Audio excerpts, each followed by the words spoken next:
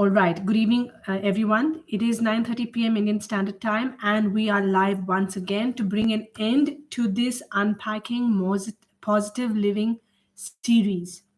This series included four workshops that we began on the 26th on day one. Time to do a quick recap right now so that those that are joining us today do get an idea and context about what was done and why we are going to cover what we are going to cover today. On day one, we understood what is mindfulness. We understood the basic exercises to embrace and inculcate mindfulness as part of our lives.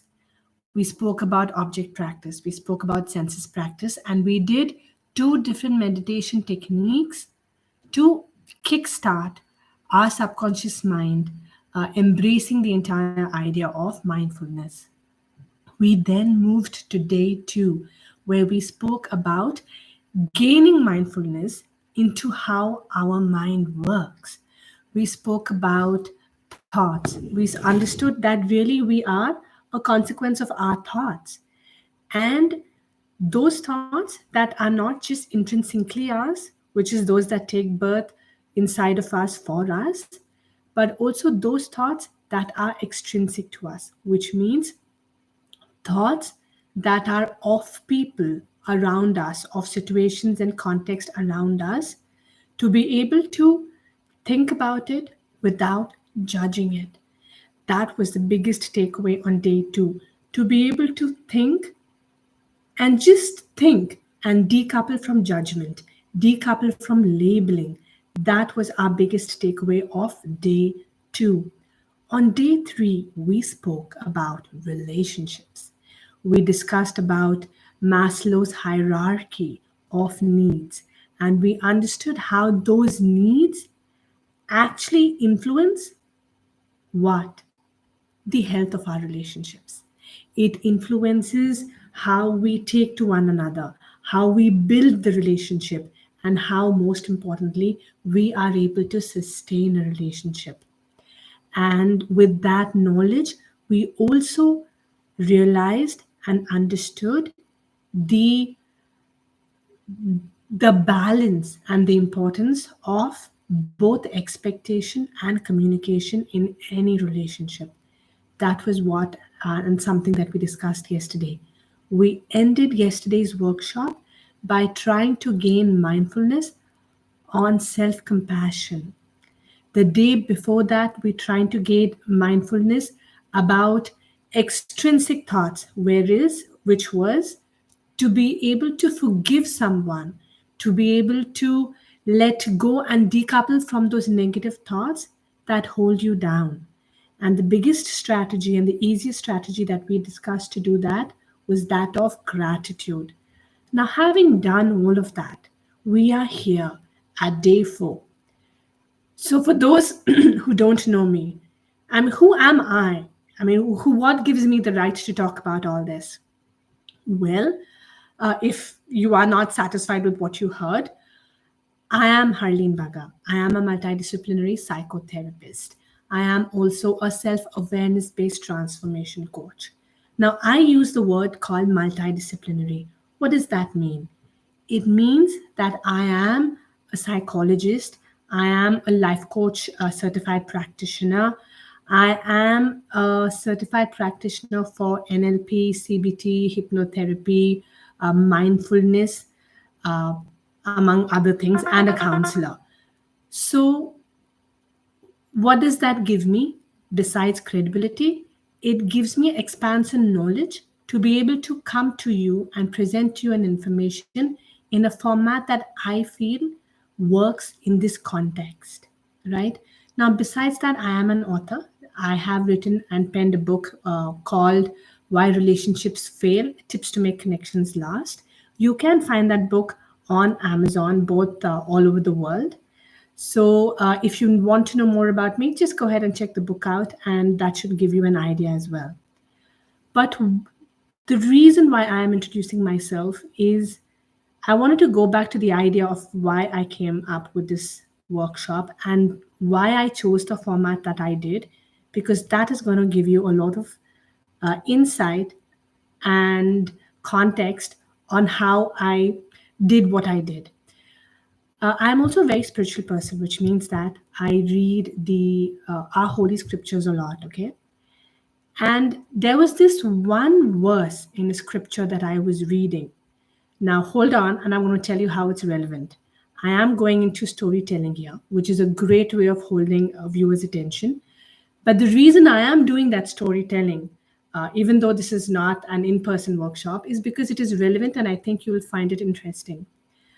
Uh, so, a few days back, I was reading a scripture where uh, it belonged to the rag. Rag is a form of rendition. So it belonged to a rendition of devotion. And this rag and this verse was very interesting. And it really resonated with me. What I am really impressed about is really what I have studied academically to be able to call myself a multidisciplinary psychotherapist, to be able to call myself a transformation coach or a life coach. Really, honestly, if you read the scriptures that we have today, and no matter which religion, which language, our scriptures have all that information already written down and penned down for us. That is the beauty and the strength of our history and the scriptures that were handed down to us. So, coming back, the analogy that this scripture drew, the verse said, was it compared our life and the success that we have to that of making curd. Okay, it's very unique and it is very different, which is why it stuck to me, right? So, our success in life, we becoming successful in life, is like the curd being fermented. That is the analogy. Now, to make curd, this is in an ideological format, right? So it is the scriptures that is writing. So don't draw parallels to how we make curd at home, where everything goes, right? So this is in this pristine and perfect format. So the scripture says, the verse says that to make curd, first you need a vessel. The vessel here is our mind, body, and soul. I'm drawing two parallels here, and I'm going to tell you how the format of this workshop was designed and how what we're going to learn today is going to be so pertinent to what this verse was. So, what you need, the first thing, you need a vessel to make curd. Our vessel is mind, body, and soul.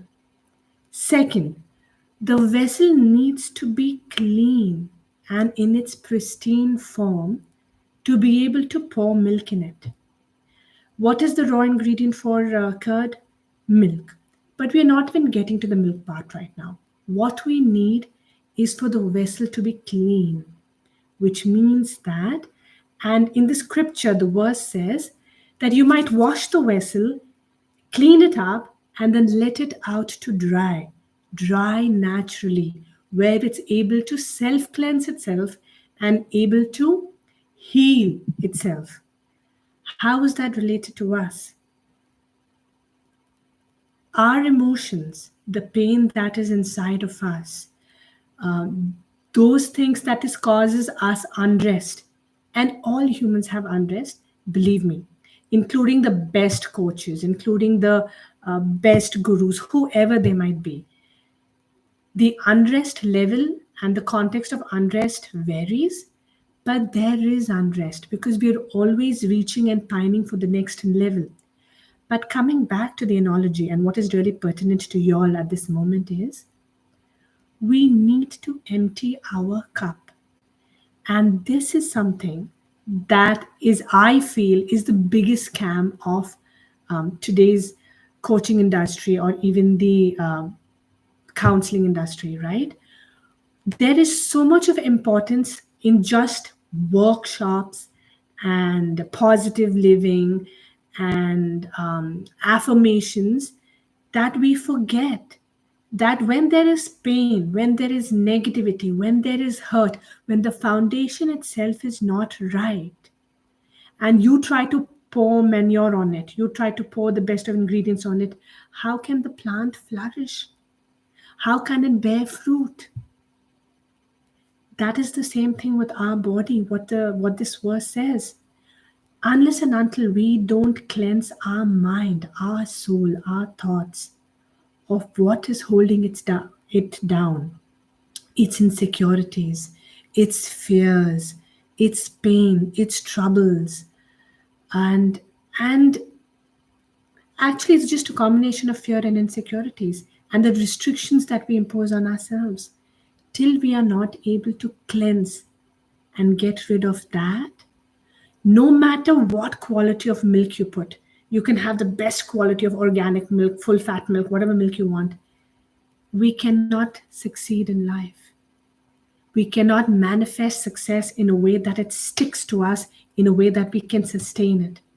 Why is it sometimes we grow, we become successful, but then again we dip and we grow and we dip and we grow? The formula which the verse says for anything, for us to sustain success, for us to for the courage to be formed in our life, for us to reach our potential, so to speak, is first the vessel, second, cleanse it and cleanse it well. So empty your cup, understand what you need to get rid of so that you are then open, right? Third is milk. The milk in the verse is compared to our karma, our deeds that we do. And the deeds that we do is is pushed, right, or is influenced by what? By our thoughts. What is the culture that we need? The verse says the culture that you need for the fermentation to take place is that of our talent and our thought. And that, my friend, is what you learned on day 2. Thoughts. And this is how this entire workshop came about, right? When we learn to gain mindfulness and learn to think the right thoughts, they are able to guide our deeds to go forward and create situations for us and manifest situations for us where success becomes our best friend. Now, coming back to that analogy, so we have the culture of our talent, our choices, right? So you have the milk, which is our deeds. Uh, but what are we forgetting? You need something to stir the culture, don't you? That's how curd is made. You can't just put the culture and forget it. You can, but it just takes a longer time for it to ferment. The way for it to ferment faster is just to give a quick stir. The stir here is our mind. And that was what I taught you on day 1, mindfulness. When we are able to control our mind and we are able to think positive, are able to manifest the things that are right for us, we are able to even convert each and every molecule of the milk to curd. It takes conscious effort of that milk molecule to transform, hence transformation coach, hence the importance of me and the reason why I thought I was the right person to do this workshop. Only when we come together in a right setup, in a right environment, can the magic happen. And only when that milk molecule is able to let go of its cup, let go of its past, can the mind, can the thought, can the karma, the deeds, can all of it mindfully convert it and transform it into a curd that is perfectly set and sweet, which is your success. And that is what we did on the last few days. Where does relationship come into picture? Relationship comes into picture in the transformation process, because it takes each and every molecule to transform together, which is what I spoke to you about yesterday regarding Maslow's hierarchy. And this one verse motivated me and inspired me to create this format of my workshop, to break it down scientifically and academically in a way that you understand. And the meditation we discussed and that we learned over the last 3 days, but also know that there is a higher calling, there is a higher presence, there is the universe that tells you that this methodology works. And that is why this was designed, and this is why I thought that you being a part of this is going to be something that is fantastic for me. It For me, this was a higher calling. For me, this was very pure, and I came to you with just that purity in mind, thinking that if we can develop this and we can spread it, imagine how many molecules we can create around us, how many molecules we can enable around us, where they can all transform and reach their full potential. But so much for history. Now let's come back. Okay.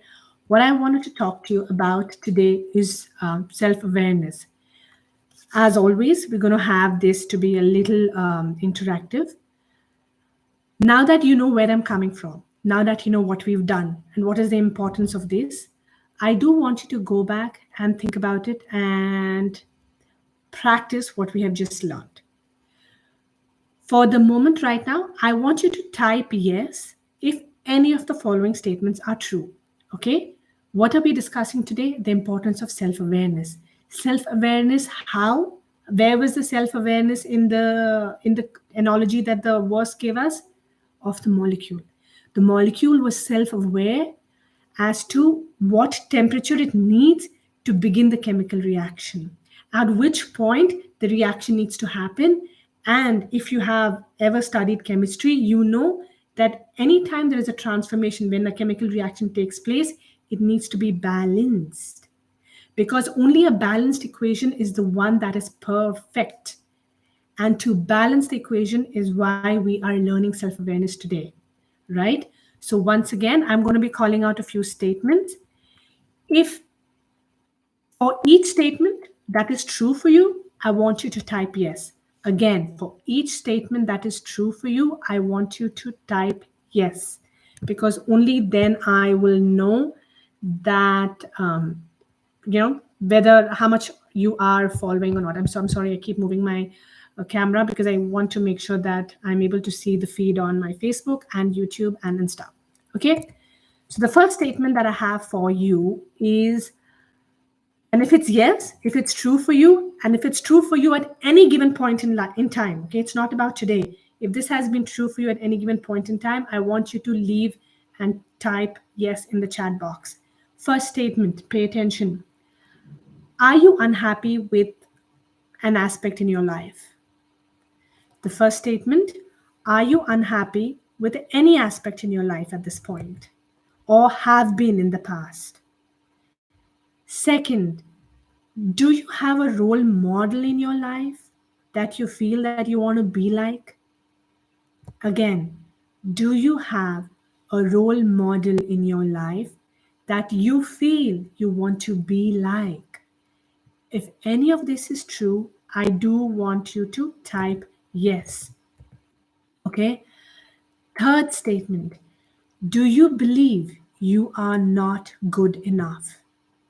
Or have you ever felt that about yourself in whatever aspect? Not good enough as a friend, or not good enough in a certain context. Maybe somebody was talking about something that you did not know about, and you felt, you felt a little shy, or you felt a little inadequate at that moment, right? Even that feeling of inadequacy, where you felt, I am not good enough. Did that ever happen to you? So, what I have discussed with you are three statements. If that has ever happened to you, I want you to type yes. Okay. Shuja says yes. But then our other viewers say no. So they are live, they are listening, but I don't get any reaction from them. So I'm assuming it's a no. Okay. And that's okay. It's great that it is no. Don't worry about it. The fact that you feel that you have not experienced those thoughts, it's great. Abhi says yes to 1 and 3. So you are unhappy in some aspect of your life and you believe that sometimes you're not good enough. All right. Okay. So the question now with respect to self awareness is, you just said that you're not good enough, but not good enough for whom? Think about this for a few seconds. Not good enough for whom? Not good enough for yourself, not good enough for the society, not good enough for that person that you're with. Who and what is the basis of you judging yourself? And are you right to judge yourself? Again, the context of this conversation is very very narrow. Okay, we are dealing with a very limited context, and the context is simply creating self-awareness in the context of being able to transform and being able to find confidence. Right, there is a right and wrong to everything that we're discussing today, and we are not getting into that because that is just beyond the scope of 1 hour. Right, and if you wanted to discuss more about that, you have questions about how this might not hold true for you, it is absolutely right, because everything is a variable in life. There are very few constants, and if you are doubtful or confused about any aspect of the conversation that we've had, reach out to me and we shall discuss that further. Coming back, we spoke about not being good enough. Is it the right thing, you think, for you to compare yourself to someone else? When you say you are not good enough, what you are doing to yourself, my friend, is comparing yourself to someone. Because only when you're comparing yourself will the feeling of, hey, I'm not good enough is going to come.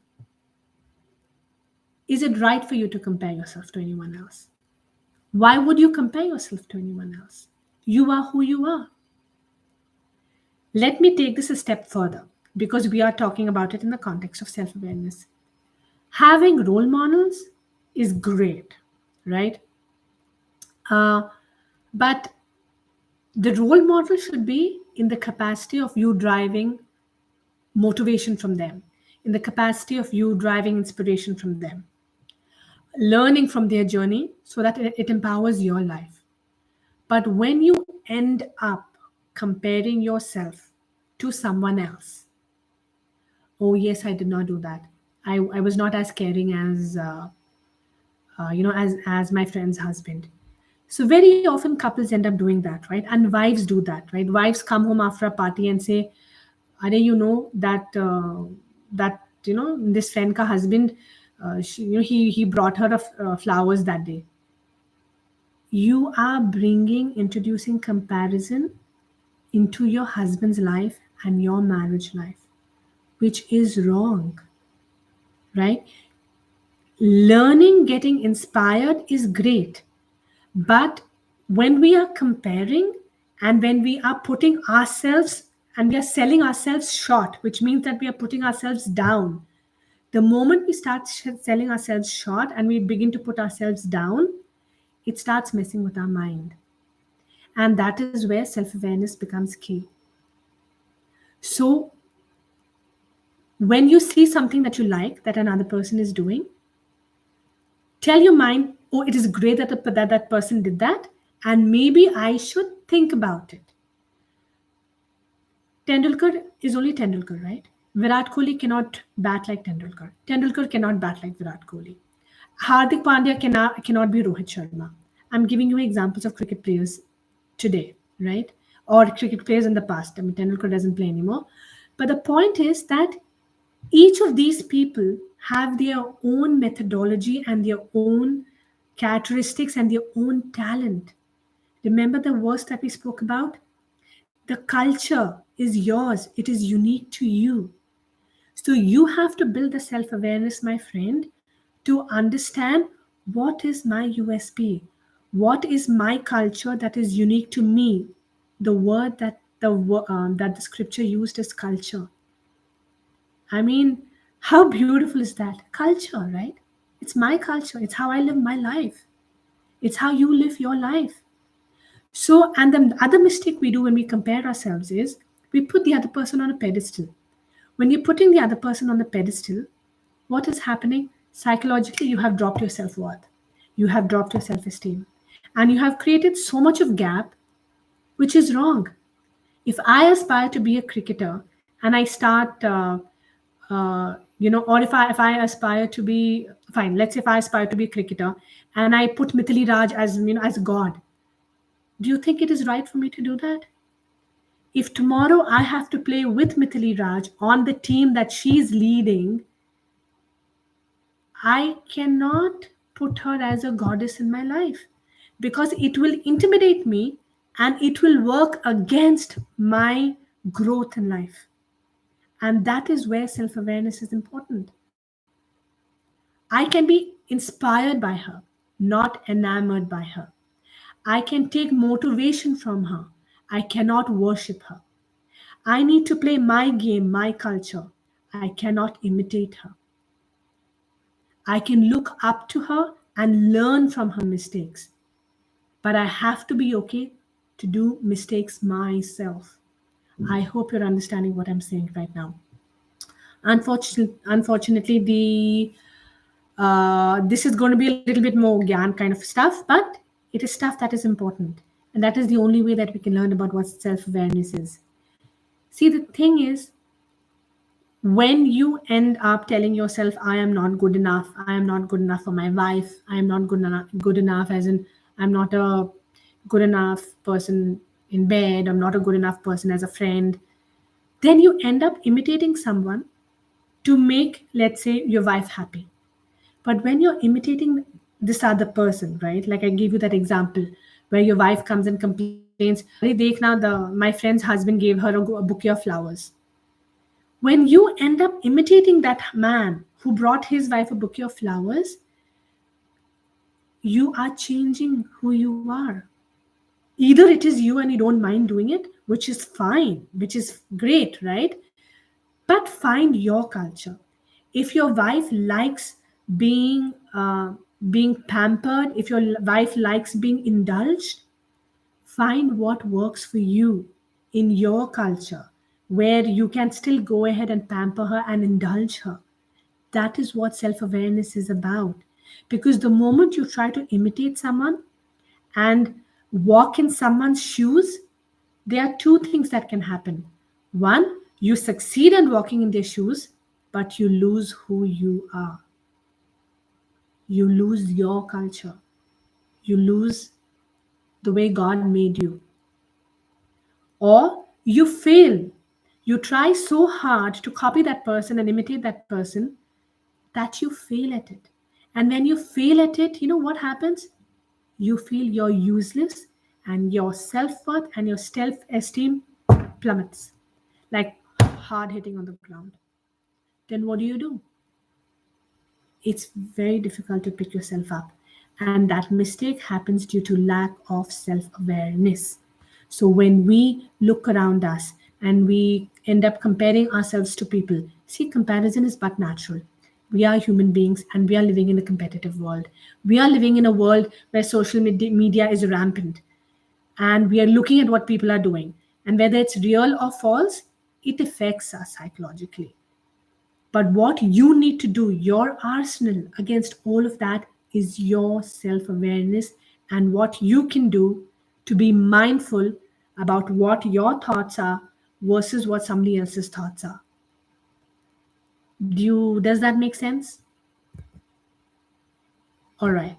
Um, so the next thing that I want to do is some self reflection exercises for you guys, right? Because that is the entire purpose of this conversation today. I'm going to be asking you three questions to begin with, okay? And I want you to write on the chat box um, what it means to you, right? Basically, answer that question, and then I'm going to give you further questions on it, and then I want you to contemplate on what the answer is. So it is just questions that are challenging your consciousness to bring about self awareness inside of you and in this very moment. Okay. First question that I'm asking you that I thought that were relevant when I was working on this workshop is first question is how comfortable are you when you are not contributing your thoughts in a conversation? In today's world, we all want to be intelligent. We all want to get that feeling of being able to contribute. Remember the hierarchy that we spoke about yesterday? That prestige factor is very important for us, especially if the lower three rungs are met. So the question once again is how comfortable are you when you are not contributing your thoughts in a conversation? So I want you to write, are you comfortable or are you uncomfortable? So the answer needs to be comfortable or uncomfortable. Again, how comfortable are you when you're not contributing your thoughts in a conversation, right? Where you don't matter in a conversation, where you are not contributing your opinions, your views, and nobody's really asking you for it. How does that make you feel? Does that make you feel comfortable about yourself? Or does that make you feel uncomfortable about yourself?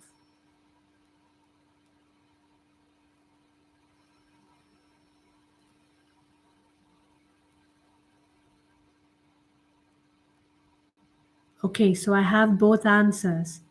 I have someone say uncomfortable, and I have someone also say, hey, I'm comfortable being passive and listening.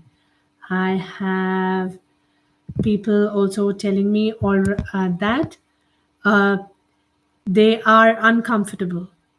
Okay, so if that's the case, now let me follow up with a follow up question. For those that are uncomfortable, I want you to ask yourself, right? This is how we develop self awareness about who we are. If we are uncomfortable, ask yourself why. So your answer is, hey, I'm uncomfortable.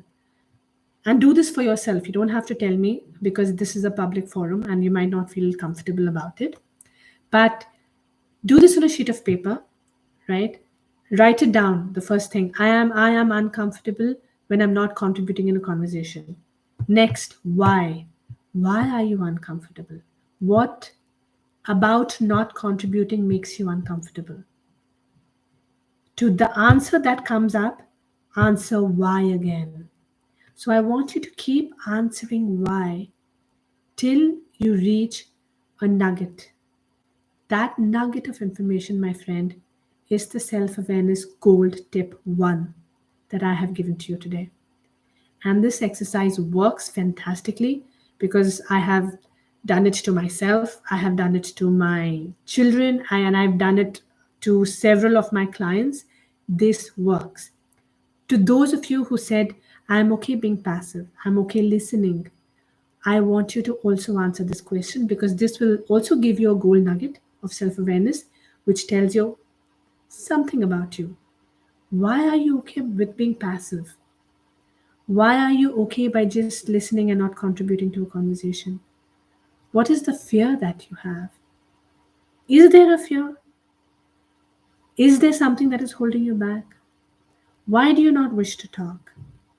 Keep asking why, till you reach a single, a single module of information, a single nugget. The second question that I have for you, now do this on your own time, okay? The second question that I have for you is how much, now in any conversation, right? How much do you have to resist from adding your thoughts and opinions to a conversation? It is related, but now we're talking about self control. The first question was directed about with mindfulness, right? With just self awareness, about self worth and self esteem. Second is about developing self control because we are still talking about self awareness, but I am trying to do in the scope a 360-degree work, right? So the second aspect that I want you to think about is your ability to self control. How much do you really have to resist um, your mind, your heart, your soul from being able to contribute? It's a very relative answer.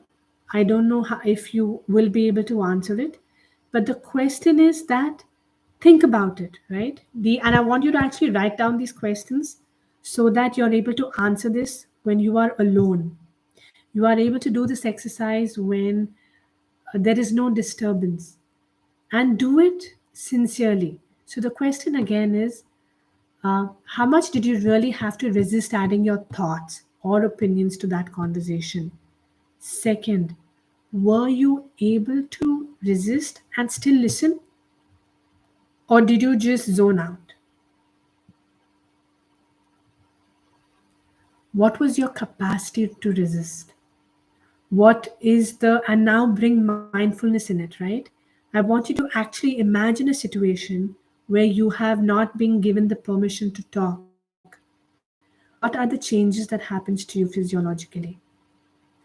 That is mindfulness coming into play in self-awareness. How does it make you uncomfortable externally?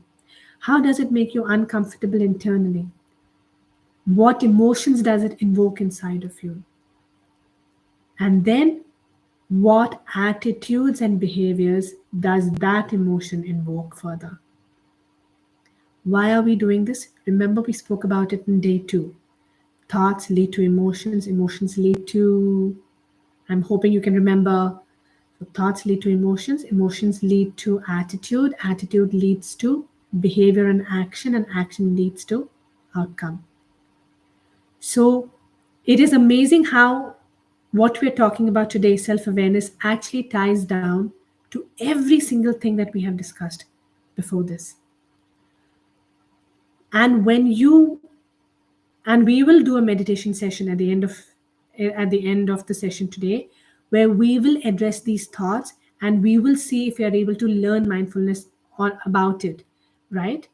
But think about it for now. The third question that I have is, what effect did you have when you tried to concentrate on what another person was saying? Which means that you're not talking, so you're doing the opposite of what is comfortable for you. What effect did it have on you? Did it make you uncomfortable? It made you short tempered. It made you intolerant. It made you feel low about yourself. It made you feel inadequate. It invoked self doubt inside of you. All I'm doing is guiding you, but write these 3 questions down and answer them as sincerely as you can. What about the opposite, right? Someone mentioned to me that they're very okay with being a passive listener. Flip the question for you, right? As in, answer the same question, but how does it make you feel uh, to not talk for such a long time? Because you said you enjoy listening, but the fact that you're not talking, how does that make you feel? Does it make you feel comfortable? Does it make you feel easy? And ask yourself why. The answer will be something that you don't want to hear, and I'm willing to bet on it. I don't want to give you thoughts right now because it will contaminate your thought process.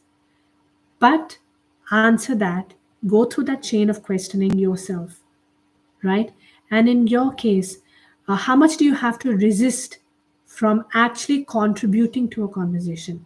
So you said you're a passive listener, you're happy listening. I mean, you're happy being passive. But how much are you resisting yourself from actually being able to contribute in that conversation? Do that lesson yourself. The next thing that I want to tell you is, I have uh, this great resource that I use typically for my gatherings. It is a life balance workbook. Okay, and those of you that are on my WhatsApp group for this workshop, after a few days, I would like to share with you this workbook. And when you work through different pages of this workbook, You build self awareness that lets you realize how balanced you are in life. And this workbook tests you on different aspects. So the aspects that it tests you is social, emotional, friends, career education, money, health, leisure, responsibilities, day-to-day life, giving back to the community, and emotional and mental well-being. So it's a very comprehensive workbook, and if you're interested in this, I would request you to ping me on WhatsApp, either join the workbook and ping me, and I will share that with you, because this, just doing that, is opens a lot of doors and windows to your mind about the person that you are and the choices that you're making, and really what you need in your life to balance those areas out. Next, that what I want to talk to you about is, many times in life we find ourselves focusing too much in one area. Remember, again, going back to what we discussed yesterday, if we are if we don't have enough, we are focusing on putting food on the table. If we have that, we're focusing on developing security and safety for our family. Or if not, we are focusing on developing relationships and bonds in our life. If not, maybe prestige, ambition, and so on and so forth. My question to you is, again, with self-awareness in mind, see, all of this is all about self-reflection, and it's very difficult to do this in this online setup, right? So I'm leaving this and giving most of this as homework to you. But coming back, when we end up focusing on one area of a life, right, what happens to the other areas? We touched upon this a little bit yesterday. We let go of other areas.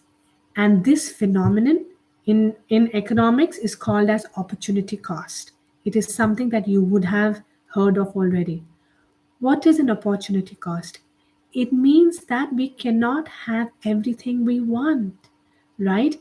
We make choices in life, and that choice inadvertently comes with a cost.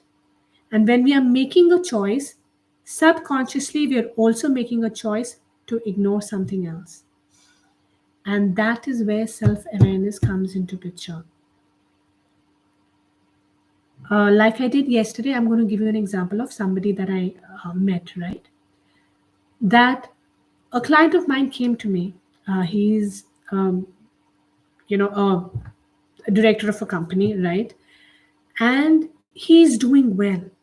He was so focused on his career and growing and earning, right, and meeting all uh, those levels of the Maslow's hierarchy, building security, building safety and prestige and esteem and all of that, that he forgot to focus on relationships. Rather, he took relationships for granted. What happened?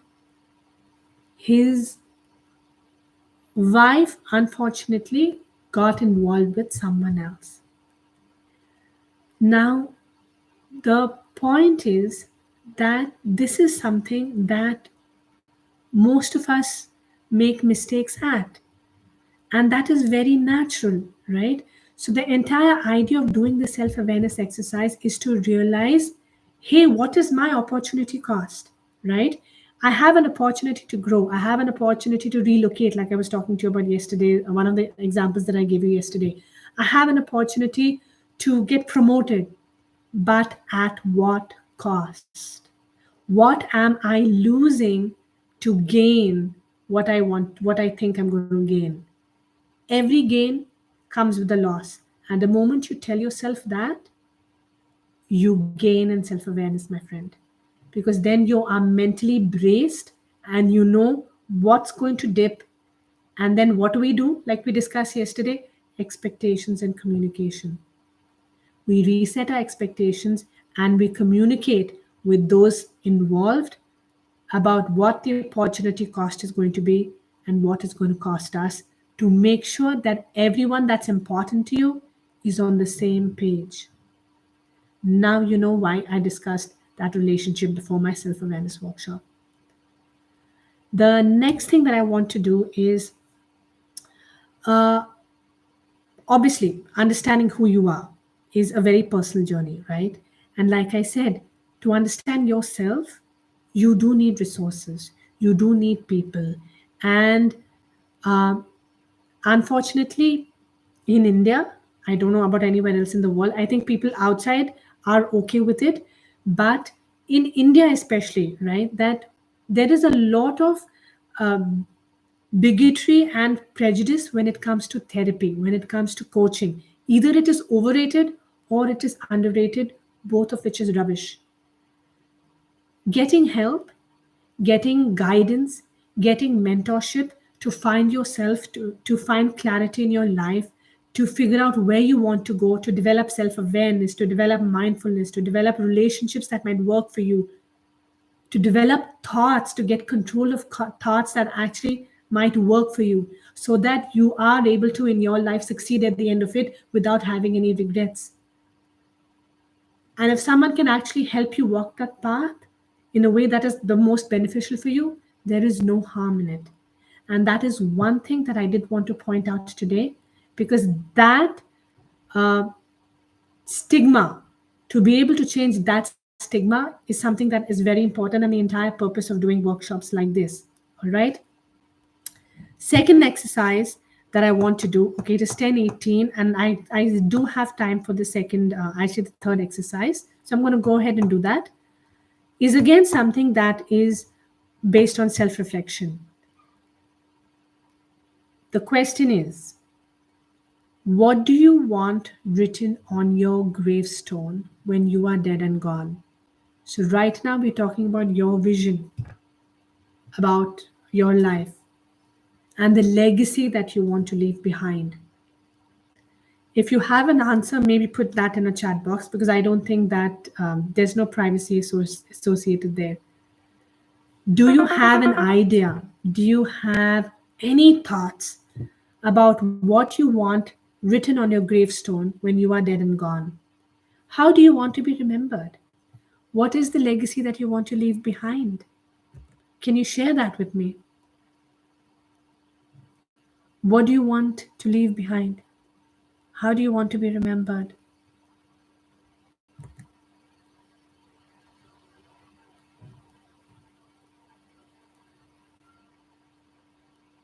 I'll give you a few seconds to think about it. And as you're thinking about it, I also want you to pay attention whether your actions of today, whether your choices of today are leading you towards it. Very often we get so caught up in today's, in that need, in that pyramid, where we are ping-ponging between security, safety, earning prestige, security, safety, earning prestige, and in between relationships. We are so busy going up and down that pyramid, that we don't find time to reach the actualization phase, the phase where the curd actually can get set and get made in the most perfect manner. We don't or never end up reaching our true potential. Maybe the purpose that God made you for, if you're a spiritual person. So my question is, again, what do you want written on your gravestone when you're dead and gone? How do you want to be remembered? And are your actions and choices today leading towards it? Reflect on it, write it down, think about it, because this again moves you towards our base, which is self awareness, which is what today's workshop is all about. And with that in mind, I have come to the end of my what I planned for today, which is this meditation that I have planned. This meditation is a little tough one, but since it was the last meditation that I wanted to do, I wanted to give that to you. Oh, Shrija actually thought about something, and she has said, living life in present is very important. Once we are gone, we should not regret that we didn't spend enough with our loved ones. True, fair enough.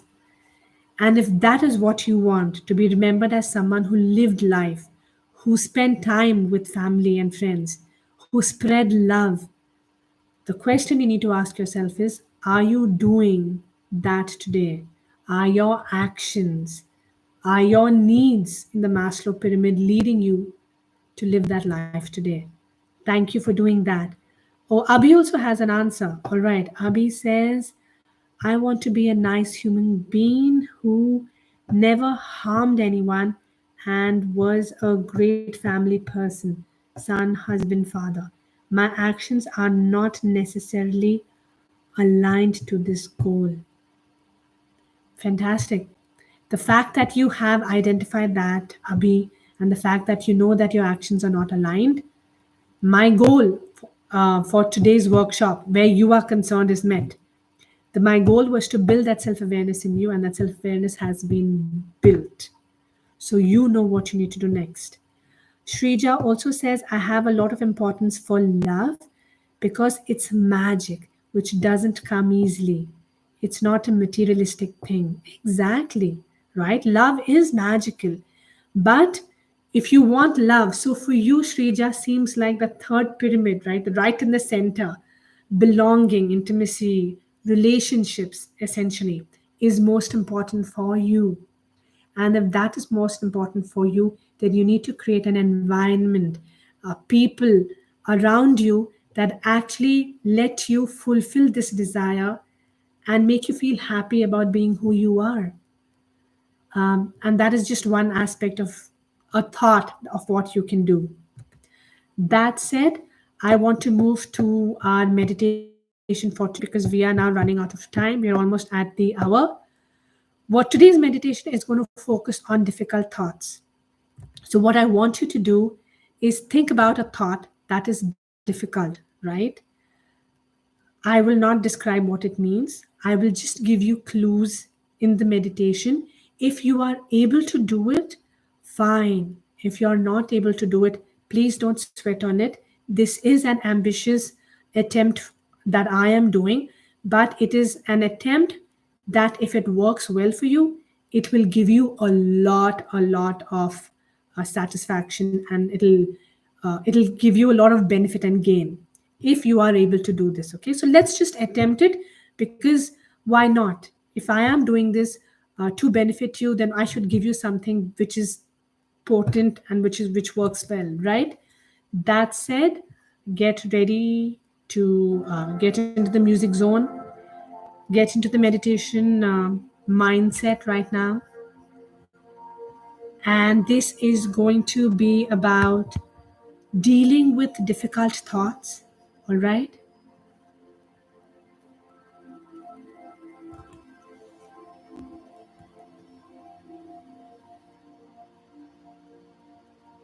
I want you to close your eyes.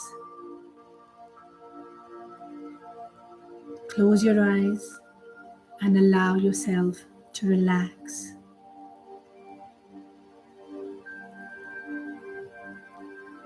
As you close your eyes, bring your focus and attention to the music that's in the background.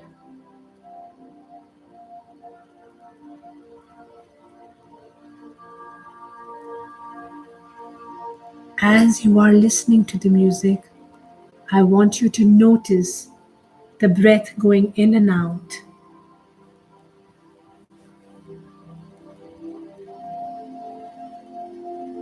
As you notice the breath going in and out,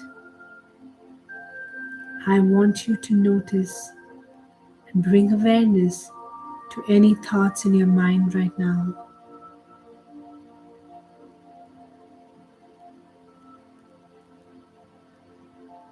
Whatever the thought that is right now, just notice it. Don't label it, don't judge it. Just notice it and accept it.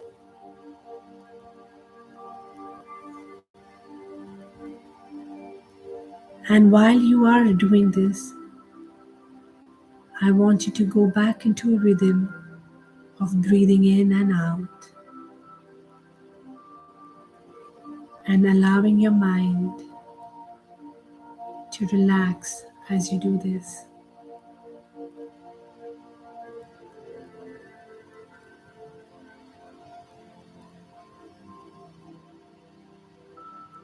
As you're breathing in and out, feel your body beginning to let go.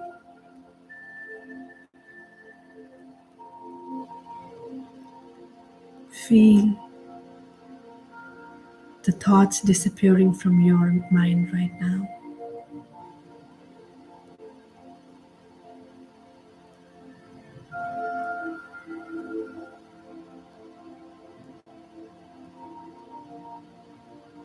From this clear state of peace and calm,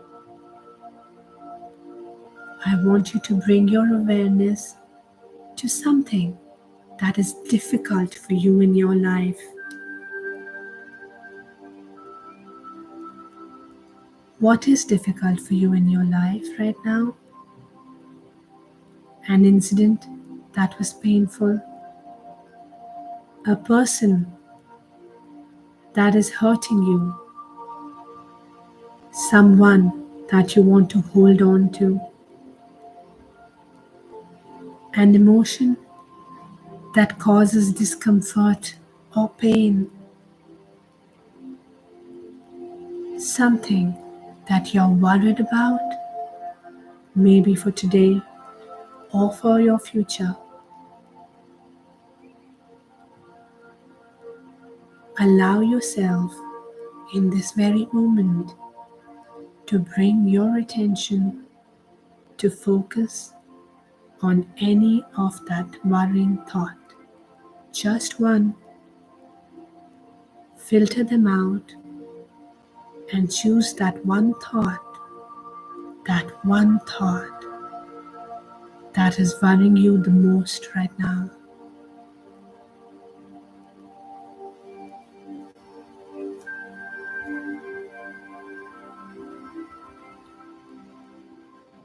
As that thought is floating in your mind,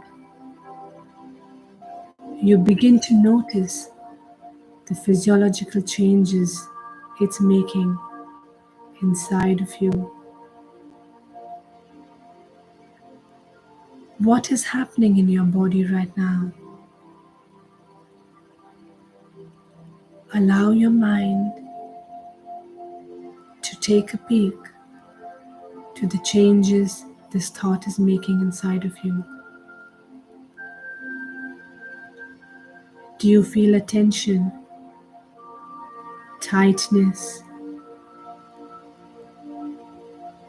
Do you feel cold or warm? What is happening to your breathing? Are you feeling elevated or composed? Don't try and modify any sensation in your body. Just allow yourself to notice them with curiosity.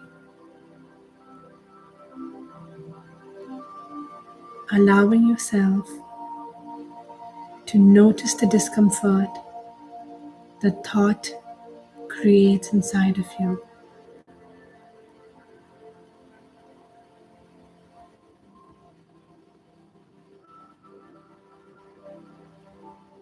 And as the discomfort presents itself, notice other thoughts that are being created, if at all. Allow yourself to question that thought, because that thought is just a thought. It's not a fact. It's not a fact. It is what your mind is telling you and creating for you in this very moment.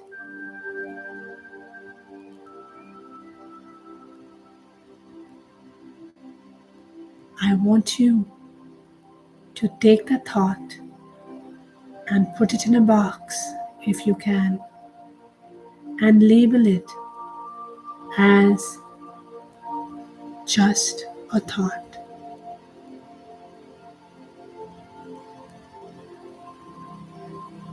As you begin to do that, notice any changes in your body.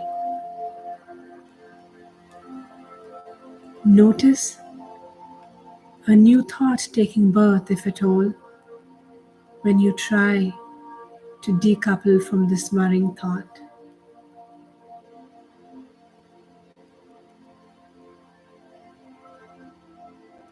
As you continue to notice these sensations in your body, try and put words to what you're feeling. Try and explain to your mind what you're doing. Tell yourself that that thought is not a fact. Thinking about it brings you the emotion that it does. Label that emotion: sadness, hurt, anger, loneliness, fear, pain, whatever it might be.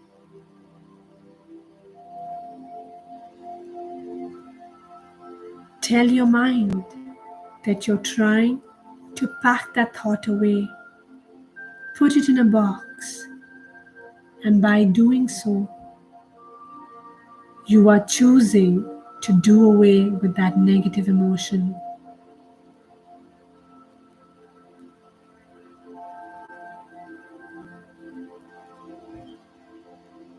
And right beside that box that you have now wrapped with a black paper, one to be given away, there is another box right next to it, wrapped with golden paper.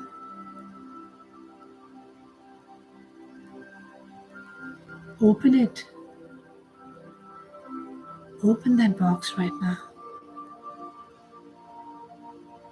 And as you open it, your mind is filled with hope, with the replacement of that thought, with gratitude, like we discussed yesterday.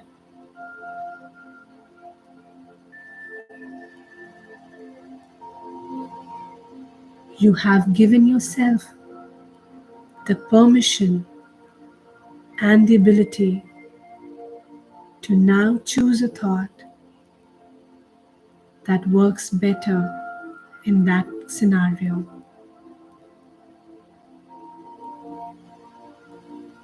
You have now given yourself the permission to find a solution that works better for you.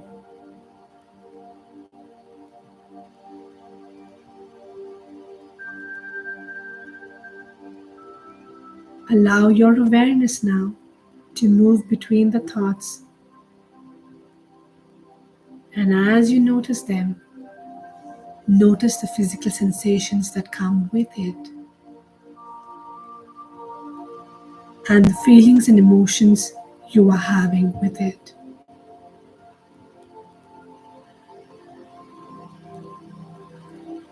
Hold on to these feelings. Hold on to these emotions. And as you do that, bring your awareness and attention back to where you're seated.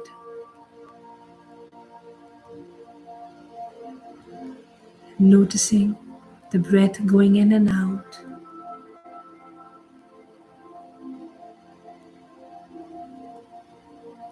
Hearing the music and noticing my voice trying to guide you through this meditation. And as you open your eyes, I want you to rub your hands as hard as you can and give that positive vibe, the positive energy to the rest of your face.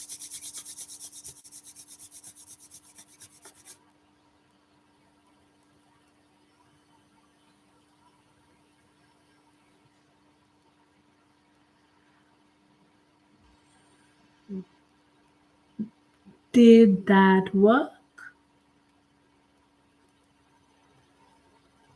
I mean, it's a tough one. I know it's a tough one through experience. But did that work is what I'm curious about. Were you able to isolate and think about a worrying thought? So, were you able to first think about a worrying thought? Second, were you able to isolate it?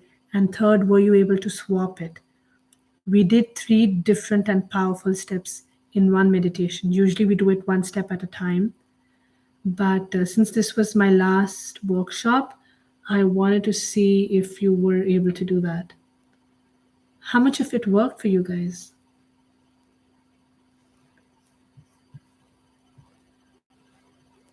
Did it actually work? Shrija says, I could not replace the thought with another thought. Fair enough. And I will tell you why. I will wait for answers. Okay. So Shrija, in your case, you were not able to replace the thought with another thought because also we did not prep the mind. See, typically when we are in therapy, when we do a session like this, the human body is prepped, right? So either you are already in therapy sessions or you're in a mind frame where unconsciously your mind knows what to swap it with, right? And in your case, it was an isolated incident where you and me are just doing this. um, so I would call it perfectly normal for you. The next time you listen to this, when if you go back and listen to this meditation again and you do have a worrying thought in your mind and you do have a solution but you're unable to find the power to swap it and replace it, go back, rewind, listen to the recording of the meditation. And at that point, when your mind is prepped and is marinated enough to be able to bake, to be able, yeah, then you should be able to actually swap. And I'm hoping it'll work for you. If you are in a situation where you want to do this and you are unable to do this, you can reach me at any time, Shrija. That's not an issue at all. Abhi says, I was able to think, isolate, and swap. Wow, that's fantastic. Good for you, Abhi. The fact that you were able to do that is fantastic. And so that should have left you feeling powerful and in control and extremely self aware, hopefully. And that was the purpose of this discussion. That was the entire purpose of this workshop. That said, we are finally done with my 4-day marathon. It's my throat has taken a toll because I talk a lot, and the fact that I'm actually talking even in the night without instead of giving my poor throat some rest. So give me some time. I know some of y'all have pinged me and have joined my WhatsApp group. Give me a few days. I need to get my throat a little calm because if I record in this voice, it's going to sound very ew.